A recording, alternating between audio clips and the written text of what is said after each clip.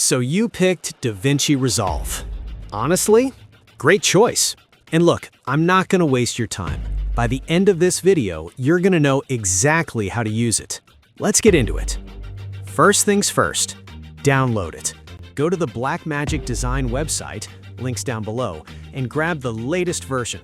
Now, there is a paid version, but genuinely, the free version covers about 90% of what you'll ever need, so don't stress about that. Once it's installed and you open it up, the first thing you'll see is a window asking you to create a project. Just give it a name, hit create, and you're in. Now, Davinci can look intimidating at first, I get it, but here's the thing, it's only as complicated as you make it. At the very bottom of the screen, you've got a row of different workspaces, and each one does something specific. You've got Media for bringing in your footage, Cut for quick and simple edits, Edit for more detailed work, Fusion for visual effects, Color for color grading, Fairlight for audio, and Deliver for exporting. If you're just making a straightforward video, you can honestly skip most of those and go straight to the Edit page. That's where we're going to spend most of our time today. Before anything else, set up your project settings. Down in the bottom right corner, you'll see a little gear icon. Click that. This is where you set your resolution and frame rate. I personally shoot in 4K at 50 FPS, so that's what I'll set mine to. But if you're shooting in HD, just go with 1920 by 1080 and pick your frame rate. If you're not sure what frame rate to use, just go with 30. Keeps things simple. One more thing while you're in here. Scroll down to Proxy Media Format and make sure it's not set to ProRes 422. That's way overkill for basic video previews. Switch it to H.264 instead. Then hit Save and you're good to go. On the left side of the Edit page, you've got the Media pool. If you can't see it, just click on it and it'll pop up. All you have to do is drag and drop your video files right in. That's it. Simple as that. When you do this, a little pop-up might appear asking if you want to change the project frame rate to match your footage. Say yes. You want everything to be consistent. And by the way, you can drag in more clips, photos, music, or audio at any point during your edit. You're not locked in from the start. Once your clips are in the media pool, just double-click one and it'll open up in the viewer. You can scrub through it to preview the shot.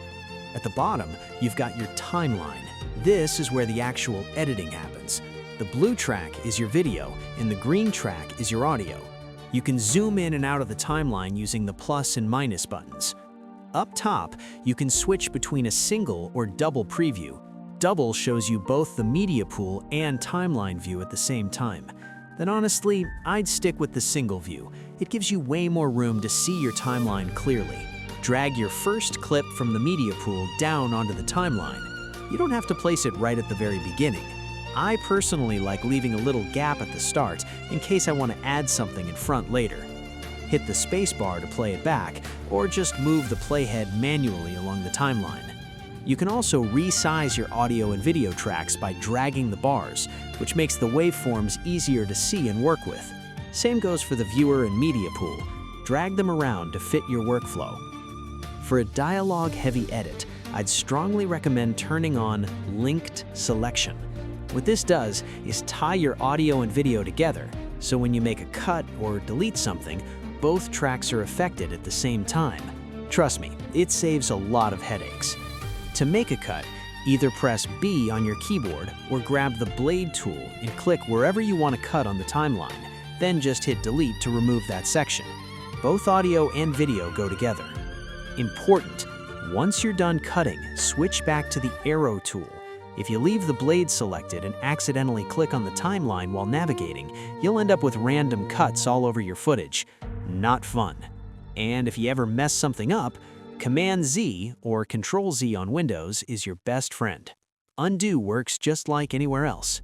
Another way to trim is just hovering the arrow over the start or end of a clip until you see the trim icon, then dragging it left or right. You'll notice a white outline that shows you the full length of the original clip, so you can always see how much room you have. If you've got two clips sitting next to each other on the timeline, you can hover over the point where they meet and drag left or right to adjust both clips at the same time. Super handy. You can also just grab any clip and drag it around the timeline or stack it on top of another track. This is exactly what you do with B-roll, dropping it above your main talking head footage without deleting what's underneath. You might want that original footage back later, so keep it there.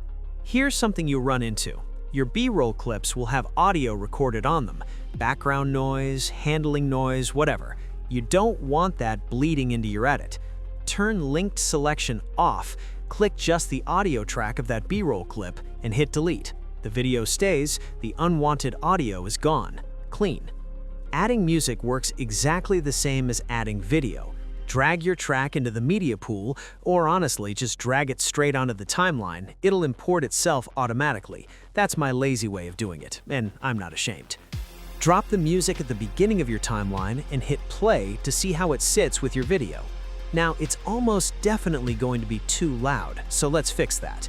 If you expand the music track, you'll see a faint white line running through it. That's the volume control. Drag it down. When you've got music playing under dialogue, I'd recommend keeping it around -20 to -25 decibels. You want it to feel like background music, not a music video.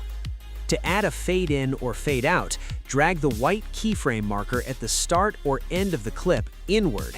It'll create a smooth fade over however long you drag it. Balancing your overall audio. Keep an eye on the waveform meters on the right side of the screen while you're playing back.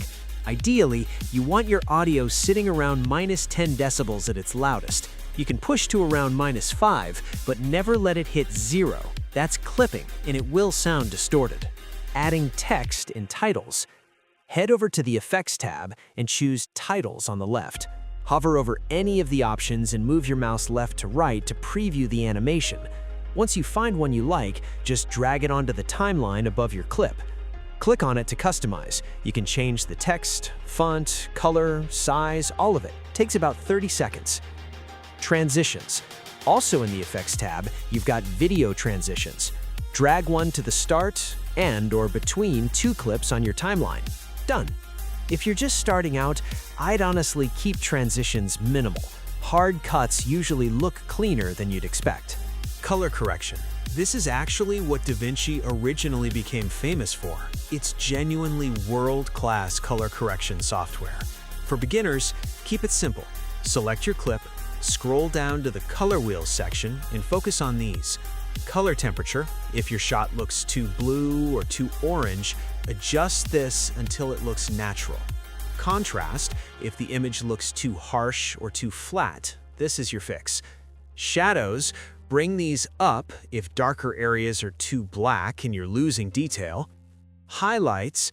Bring these down if bright areas like windows are blowing out. Color boost. This makes colors look more vivid and punchy. Great for giving your footage life. Seriously, even 60 seconds of basic color correction makes a massive difference. If you've got multiple clips that are the same shot, same lighting, same camera position, hold Command or Control and click them all, then color correct them all at once. Exporting your video. Head to the Deliver tab. Before you export, set your in and out points. This tells Davinci exactly where your video starts and ends, so you're not accidentally exporting random backup clips you left on the timeline. Press I to set the in point, O to set the out point.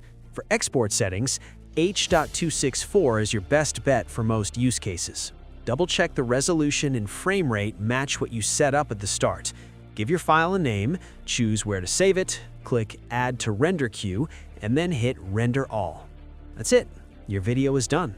That's the full foundation of Davinci Resolve. And the best part? It's completely free. You don't need to pay a single thing to get professional results out of this software, and it's being used on real paid productions all the time. I personally switched over from Premiere Pro, which I'd been using for years, and I haven't looked back. Premiere was draining me. The workflow felt slow and heavy, and it was genuinely burning me out. Davinci just feels cleaner and faster to work in. But if you still want to use Premiere Pro, I have made a detailed tutorial on that too. Link is down below. Go check it out.